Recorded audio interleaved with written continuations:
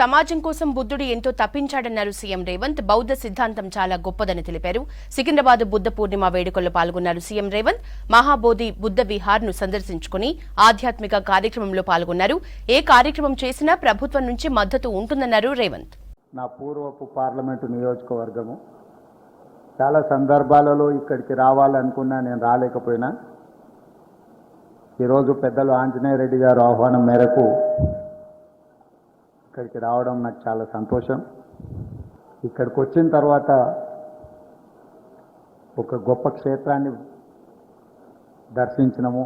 సందర్శించినము అని చెప్పి ఒక అనుభూతి కలిగే విధంగా దీన్ని నిర్మించడమే కాకుండా నిర్వహించుతున్న మీకు అందరికీ మనస్ఫూర్తిగా అభినందనలు తెలియజేస్తున్నా.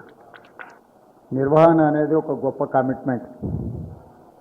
నిర్మించడం అనేది ఎవరైనా చేయడానికి అవకాశం ఉంటుంది. 10 రూపాయలు ఖర్చు పెడితే కన్స్ట్రక్షన్ అనేది it is not that big deal.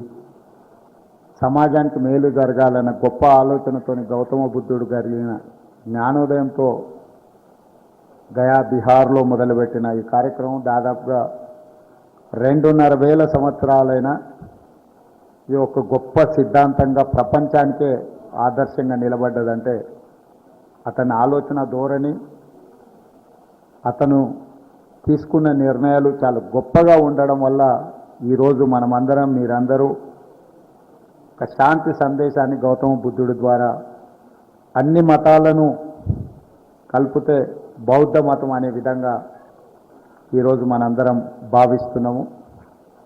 ప్రధానంగా గౌతమ బుద్ధుడు బోధించిన బోధనలో నాకు ఇష్టమైన లైను, ధ్యానాన్ని ఒక పనిగా చేయడం కాదు, ప్రతి పనిని ఒక ధ్యానంగా చెయ్యాలి అని వారు ఏదైతే సూచన చేసిందో అందులో చాలా తత్వం ఉన్నది, చాలా బోధన ఉన్నది. చదివితే 2 లైన్లలాగా కనిపించవచ్చు, కానీ దాన్ని అర్థం చేసుకుంటే ప్రపంచ పరిజ్ఞానం అంతా అందులోనే ఉంది.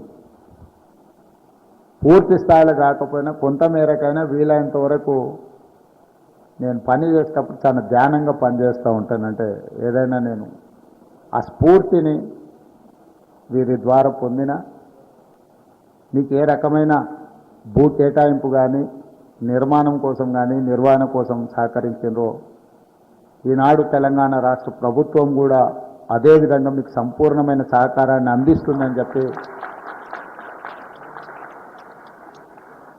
ధ్యాన మందిరం కోసం కొంత ఆర్థిక మద్దతు అడిగిందో తప్పకుండా రాష్ట్ర ప్రభుత్వం నుంచి స్పెషల్ డెవలప్మెంట్ ఫండ్ నుంచి మొత్తంగా రాష్ట్ర ప్రభుత్వమే భరిస్తుంది.